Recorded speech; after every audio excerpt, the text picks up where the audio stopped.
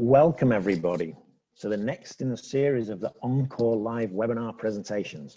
I'm your host, James Smith, Regional Director of Encore Tours, and on behalf of all of us at Encore, we'd like to thank you so much for joining us today. This week's presentation will be on Spanish cellist Pau Casals and the Bach Cello Suites. And joining me all the way from the Catalan capital of Barcelona is our presenter and ACIS Encore Tour Manager Extraordinaire, Javier Parrilla Guix. Hola, Javier. Hola, ¿qué tal? How are you? Bien, gracias. Hi, everyone. Nice meeting you. And yeah, we are ready here in Barcelona. It's right now 10 p.m. here, so it's way beyond dinner time, even in Barcelona. It's in the middle of the day for you, Javier.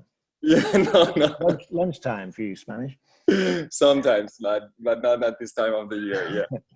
So Javier, as well as being a tour manager for ACIS and Encore, I believe you're also a journalist, an actor, and currently a high school teacher. Is that right? Yeah, I just started teaching at high school 10 days ago. So it's a quite interesting challenge, especially because in this pandemic situation, you need to be with the masks all the time.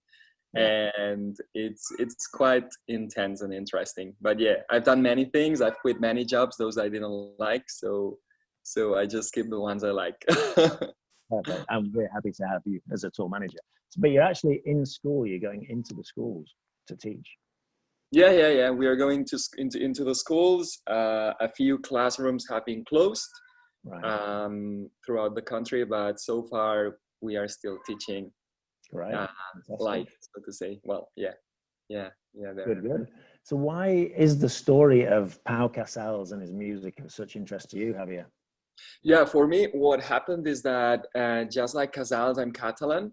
You will see I have two family names. Those who know Spanish know Parrilla. The first family name means grill, which is not a very fancy one, but Guix is Catalan.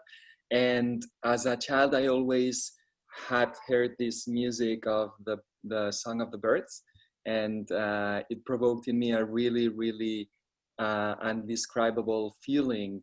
So I've always grown up with this music without really knowing so much about Pau Casals, about his figure, until I just decided to do some research and know why is he such a revered cello player. Yeah, that was the beginning of this investigation. Right. It's obviously such a beautiful piece as well, Song of the Birds, which we will hear shortly.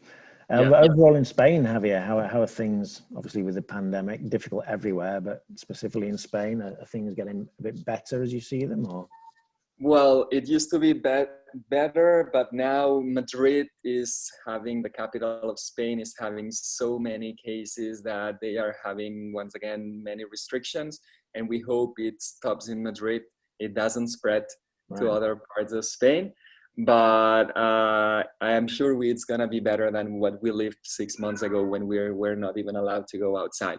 So, and of course, you're sending your best Catalan thoughts to Madrid, I'm sure. Oh, yeah. That's for sure. Yeah. It's one of the places we love to go with the groups. You know, Madrid is a fantastic city too. It's full of life and energy. So, yeah, definitely. Great. Yeah. Okay. Right. Wonderful. Well, thank you, Javier. And without further ado, please take the presentation away. Great. So I'm going to share my screen and we'll start right now. Well, so welcome everyone to this live event, Pau Casals and the Bach Cello Suites, Alchemy Amidst the War. It's a pleasure for me to introduce you to this story that connects two geniuses in music history. On the one hand, Johann Sebastian Bach. On the other hand, Pau Casals. They were both European, but from different parts of Europe and living in different times. So this connection is really interesting to me. But first things first, we're going to start listening to the beginning of the first suite out of the 6 suites of the Bach's cello suites that Casals rediscovered.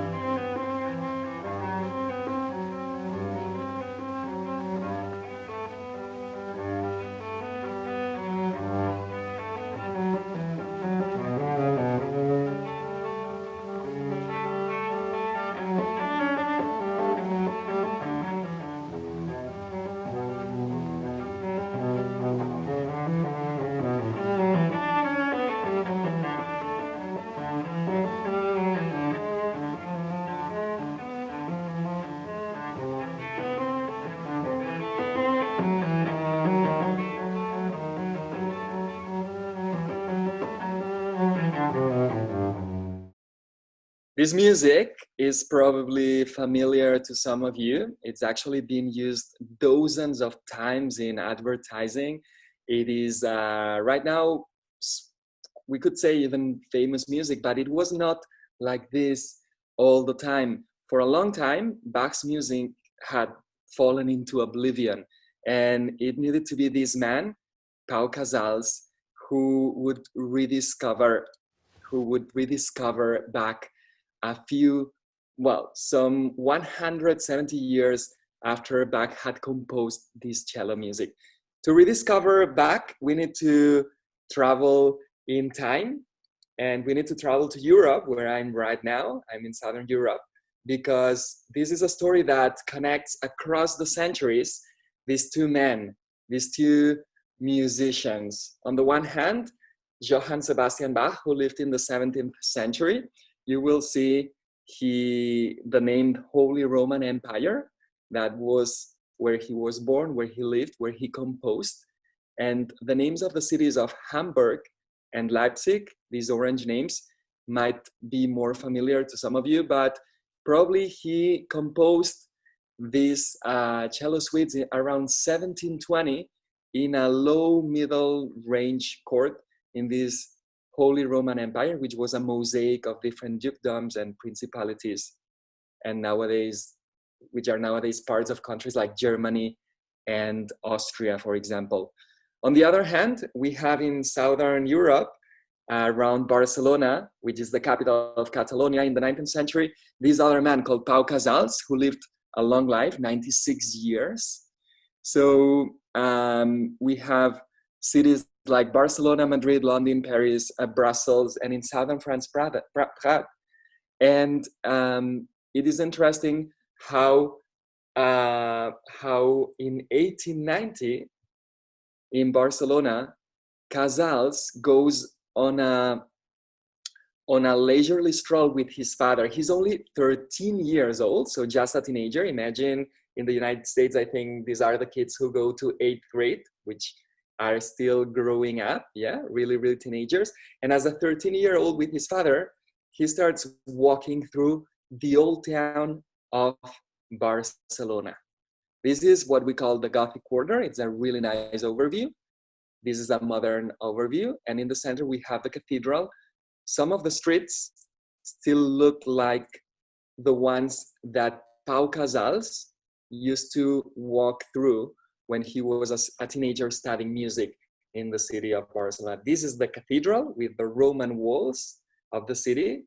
Some of these parts are 2,000 years old. And this is how the streets look like even nowadays. But in the past, they looked more like this. These are pictures from the 19th century. So this teenager, who is not even famous at the time, who is studying music, he goes on a walk with his father, and all of a sudden he enters a music shop.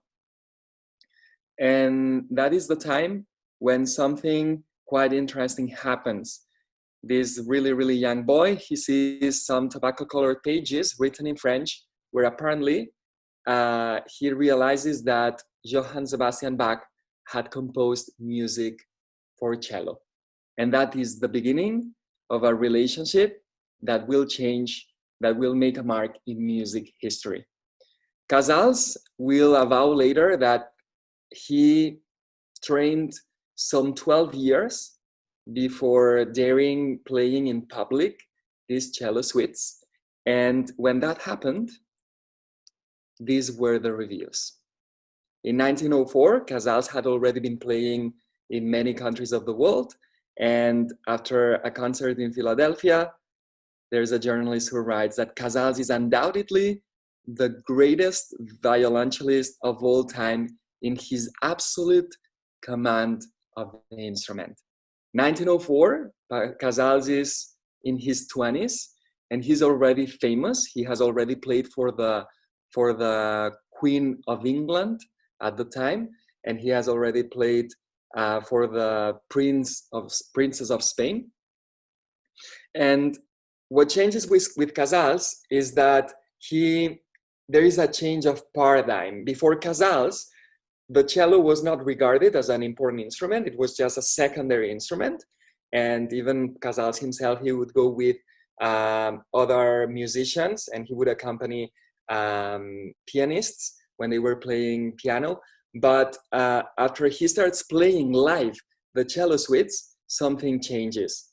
People realize that a cello musician, a cello player like Casals can fill concert halls because they start to be dazzled by his mastering of the instrument.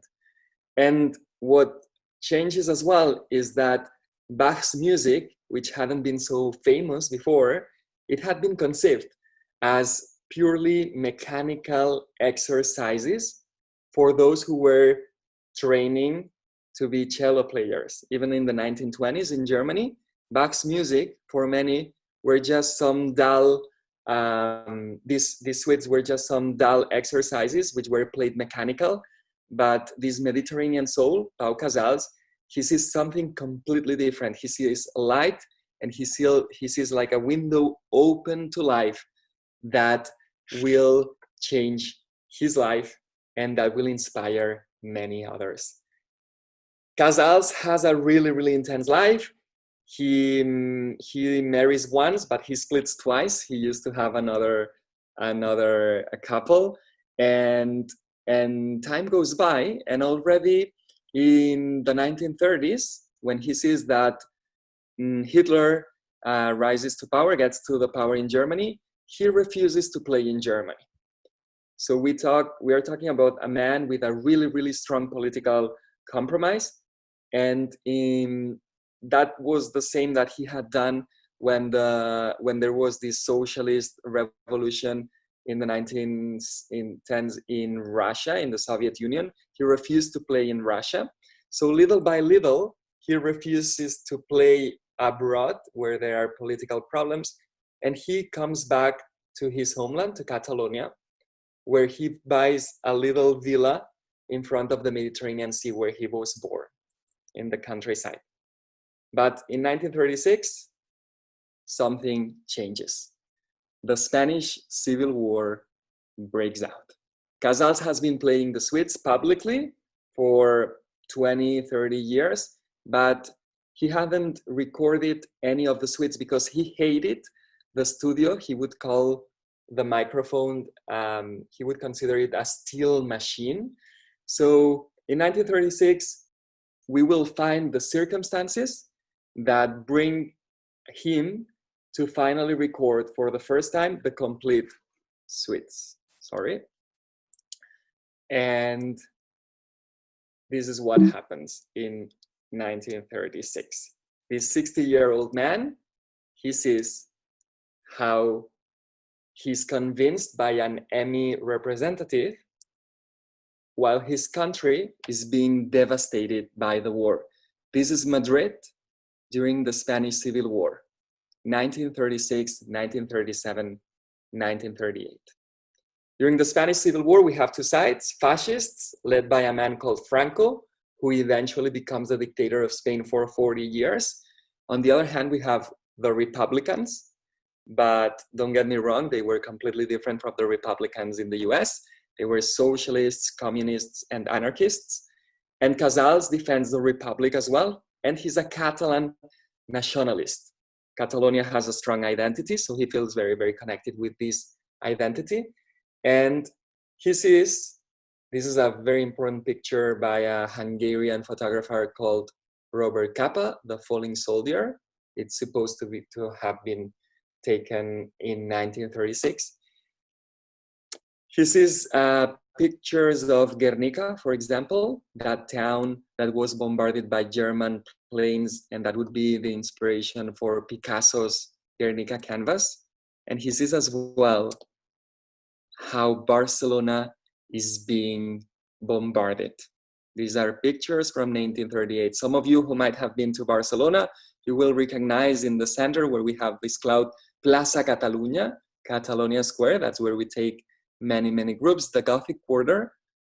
So Casals finds a refuge on the other side of the border in southern France, and he sees himself without the chance to play music because he has considered that the most honest approach to the situation is not to play in Germany, for example, or in other countries. And every time he goes into the studio to record the Bach cello suites, he is affected by what is going on. And this is why some music critics, they have talked about a recording that conveys hope and urgency alike, and which conveys tragedy and light.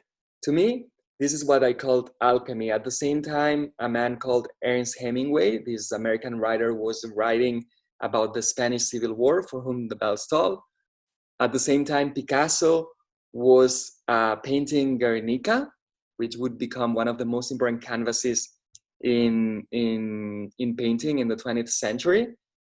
This man, Pau Casals, in the middle of a strong depression, he gets courage to go into studio, and he will little by little transform obscurity into light, and he will just deliver a recording that will make a mark in music history.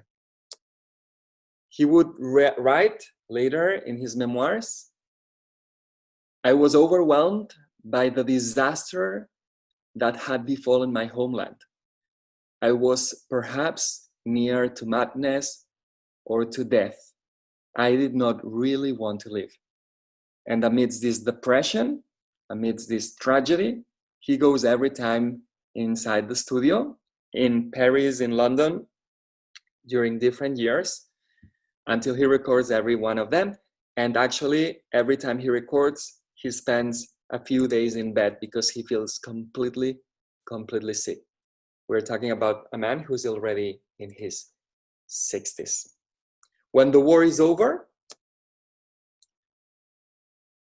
Casals is in the exile in Prades, in southern France, a beautiful little town where thousands, more than 500,000 of refugees are fleeing into across the border.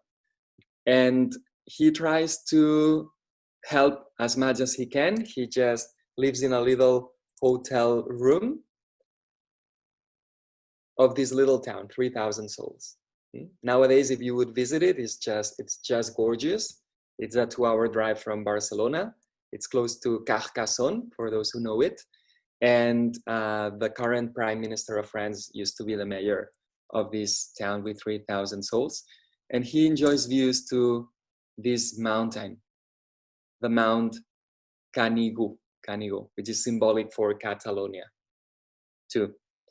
Pau Casals refuses to play in the United States because he had played in the United States before, but he had a hope. He had the hope that once the Allies would defeat Hitler in World War II, Britain and the United States, they would just defeat Franco in Spain too, the dictator, because he considered that they needed to fight against the bigotry of the dictator in Spain. What happens though is that little by little, there are different priorities, and he stays in this town, in Prades, and because he refuses to play in the United States, there are American players and American people who want him to play, who eventually will talk to them and say, would you play with us in here? So he starts a festival, which is now some 60 years old. Many festivals of Pau Casals around the world. This is the oldest one. He enjoys sometimes on the beach, and he finally sees, for example, a picture that's very symbolic in 1959. Franco gets the support of the American presidents like Eisenhower. That is the time when Casals, very much connected with his political compromise, he decides that he will stop playing the cello, at least for some time, so that the world listens to the silence of this incredible cello player, and they know about what's happening in his homeland. and that's why he decides to keep silent. This tells us about a man that cares about music, but he cares about political compromise too, and he tries to put music at the service of different political beliefs and ideas. This is the story of how the Bach Cello Suites will be rescued from obscurity, and to me it's really interesting to see how a 13-year-old boy, if he has the talent, will just find in a leisurely stroll in narrow streets, which date back to medieval times, a manuscript that was regarded as something cold and mechanical, and he just manages to shift the paradigm, to make a change of paradigm, and he just manages to change the perception in the world. Probably without Pau Casals, we couldn't enjoy Bach's music as we know it nowadays for cello. And what Pau Casals did as well was to connect the cello music with his compromise with peace. As I say, he lived until the age of 96. He was later invited into the United Nations. And no matter where he would play, in front of Kennedy in the 1960s, he finally decided that he would even play in the United States after some time. The last song he will always play is the bird. Sorry, it's the other way around. It's the Song of the Birds, the Song of the Birds. And the Song of the Birds is a traditional Catalan song that he has transformed into cello music. Whenever he's asked, why does he play this song? He says it reminds him of Catalonia, his homeland. It is really interesting because both Casals and Picasso, they lived a long life. They died in their 90s, and they made this promise not to go back to Spain as long as there would be a dictatorship going on. And they died in the 1970s, 2 years before the dictator actually died and Spain made a transition into democracy. The Birth of the Songs is a really symbolic song in Catalonia. It's played many times for many occasions, but is mainly connected with forgiveness. And it is a song that I have heard played whenever there have been commemorations because of bomb attacks or terror attacks. And here we have a really nice recording of Stephen Iserly I would like to play.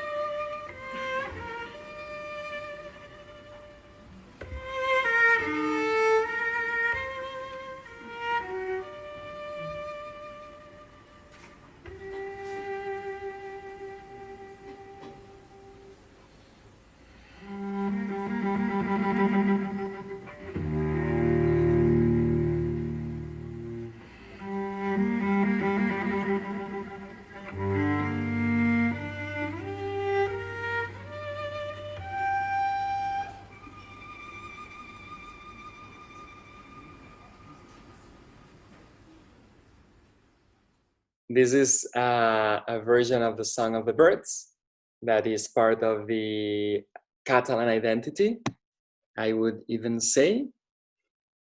And I would like to point out this quote that tells us about not just the musician, but about the man, a man who would believe that the one who should be more concerned with the defense of liberty, which is essential to creativity, would be an artist, would be him. And that explains how he approaches the different events that mark the century that he had to live. Pau Casals is a musician, and he was Catalan, but his music would go beyond borders, and his activity would go beyond music.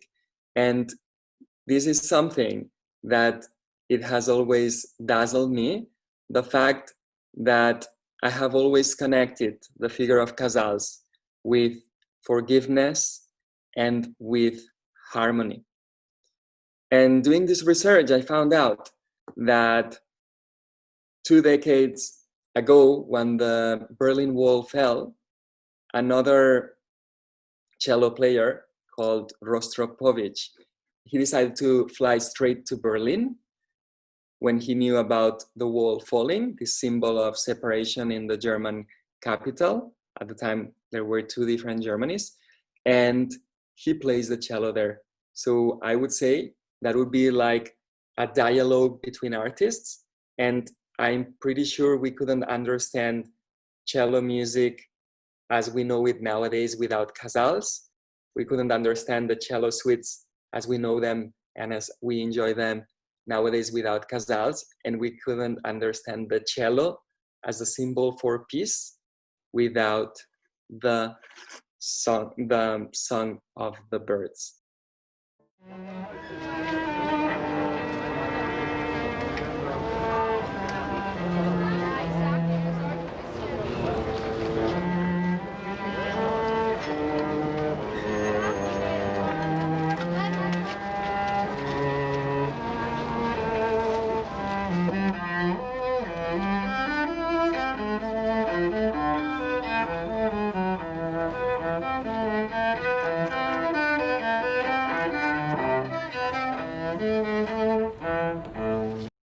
So this was the story that I wanted to share with you. And if you have any questions, I'm more than happy to listen to them. Great, Javier. Thank you so much for that insight into Pau Casals, the Bach Cello Suites, and the Song of the Birds. It's an absolutely beautiful piece. Very typically Spanish, it runs through the body and through the heart. Yeah. Typically Spanish. It's just amazing, and such a great example of how music, transcends borders, brings people together, works in peace, forgiveness. It's just incredible, a beautiful, beautiful piece. So thank you so much again for giving that lovely presentation. We do have a few questions, which is always nice. An interesting one to start with. Why is Pau Casals sometimes called Pau, and why sometimes Pablo? Well, this is something really interesting because you can see, I'm going to tell you a bit more about myself. My name is Javier in Spanish, but the name in Catalan would be Xavier. You would write it like with an X, like in English, Xavier, or like in French, Xavier. So I usually go by both. And that's typical here in Catalonia. For those of you who are not really familiar, who maybe haven't been to Spain yet, in Spain, Spanish is spoken everywhere, but we have different languages. Catalan is a different language from Spanish. It's a language with its own dialects. And Pau is the real name. It's his real name in Catalan. But in the past, it was easily translated into the Spanish Pablo. What I find really interesting about the fact that his real name was Pau and he would go by Pau, that was his real name in the family, is that Pau stands for Pablo in Spanish, so that would be Paul in English. That's the name. But Pau in Catalan, in the Catalan language, which was Casal's native tongue, means peace at the same time. So it makes even more sense to call him by the Catalan name, because that makes his connection even more evident. Yeah. Absolutely, even more deep. Fantastic. Wendy Stillman with Santa Rosa Symphony and Santa Rosa Youth Symphony asked if you know the Stephen Iselis playing of the piece is his arrangement, or was it Casal's own arrangement, the one that you just played? Was it a rearrangement? There are slight variations. There are slight variations. You could, if you would listen to Casals, you would notice the difference. So there are some variations. So I'm quite sure that Iserly just arranged some of the music with his own style. On the other hand, Casals was a virtuoso, so that might probably may play a role too. But there are slight variations, so it's probably a version he adapted. Right, okay, good to know. Judith Kalski would like to know if she saw it written that Casals was actually exiled from Spain, as opposed to Casals, leaving himself in protest of Franco and the Civil War. Do you know when exactly he left Spain? Yeah, that's something really interesting, because I've been doing a lot of research. At the beginning, I thought that he left in 1936, but the truth is that he was recording the Bach Cello Suites in Paris, in London too. He would just be in southern France. But in 1938, so the third year of the war, when Barcelona was still under Republican rule, trying to defend themselves from the fascists, he was in Barcelona rehearsing and giving a concert. And when the troops were about to enter in the city, he decided to flee with hundreds of thousands of people, of Catalans, who just saw an option, which was to cross the Pyrenees and go into France. It is really interesting, this question to me, because Casals was, he considered himself a leftist, but he was connected with the monarchy, because as a young virtuoso, he had played in front of the princess and in front of the prince who would become the king. So he was caught between two fires, and that's why he was fearing for his life in Catalonia too. So he finally found refuge in southern France. But in 1938, he was briefly in Barcelona, and then he just left to never return. Right. Great.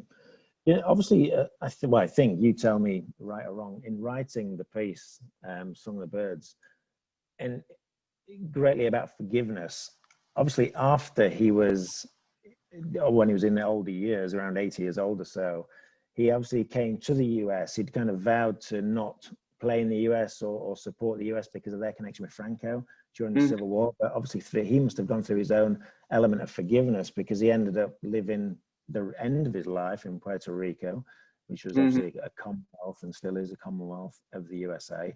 And he played for Kennedy, as you showed in the presentation. There's a festival in Vermont, as there is in San Juan. So he had a strong connection, didn't he, with the US in the end, as well as Puerto Rico? Yeah, it's to me, it's super interesting, because he has such a long life that you can see how the situation changes and how he adapts to the new times. And there's a turning point in his life. He opens a music school in this little French town with 3,000 souls. People from all over the world come. And there's a young lady, a student called Marta from Puerto Rico. She's 21, he's 81. They fall in love, they get married. Yeah, that's the beginning of a new life at 81. And you might think, wow, a man of 81, 60 years difference, what's going on? She's an incredible cello player too. So what happens is that he finds, once again, joy inside this relationship. Casal's mother had been born in Puerto Rico too. And when he goes to Puerto Rico and he spends time there, he would play in front of the beach. He starts a festival. He tells to himself, that's probably, once again, the Mediterranean vibe. Well, this is the United States, but it's not really, really, really the United States. And that's the beginning of him playing in the United States.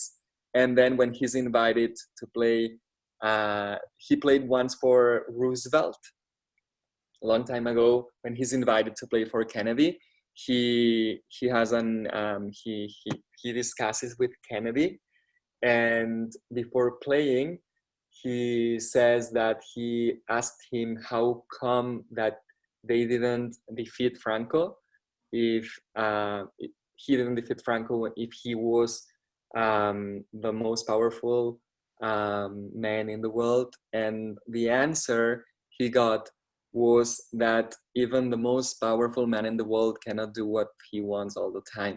And that was probably the time when he relaxed. And in the 1960s, he starts to play in the Marlborough Festival in Vermont. So there is this shift, yeah. But the relationship with Marta plays a big role. And Puerto Rico is the gateway into playing again in the United States. Fantastic. Well, a lovely ending, I think, for him, for Pau Casals.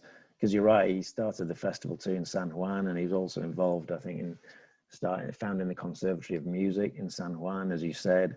He'd literally be seen playing on the beach under a black umbrella in the sand, playing his cello in front of the ocean. I'm not sure how the glue didn't melt out of his cello, but he was playing there on the sand. It's absolutely incredible. Yes, so he finds, like, he's a wise man towards the end of his life, I think. Enjoy wiser in years. Great. I've got one last, more generic question, Javier. Yeah. What are some of your favorite places to visit in Spain with ACIS or Encore groups? Well,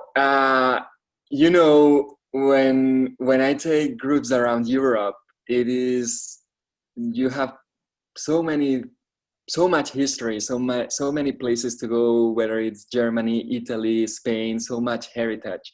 And some of the places we go and we take the groups are incredibly as well, with the orchestras, incredible, as well the choirs and the orchestras. Some of my favorite are a church in Barcelona from the 14th century with amazing acoustics, a Gothic church called Saint Mary of the Pine Tree, because there is a pine tree in front. There used to be a pine tree forest a long time ago. And that's in Barcelona. In Madrid, in El Escorial, it's incredible. And in Toledo, I know there's a Toledo, Ohio, and some more Toledos in the US probably, but Toledo used to be the Spanish capital a long time ago. There's a little chapel where you can find the masterpiece of one of the greatest painters of the 17th century called El Greco, which is called Santo Tomé. And that's one of the places where we take the groups, and they're just stunning. Yeah, so it's always a delight to go there with the groups.